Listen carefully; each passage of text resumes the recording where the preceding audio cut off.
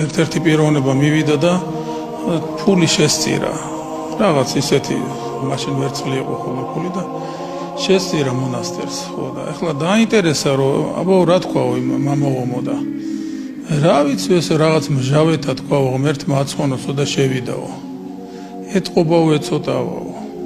კიდე გაუგზავნა. თუ ისე თქვაო რომ ღმერთმა აცხონოსო და მე მაინტერესებს ერთი ამ უსინდისო კაცის ნახვაო.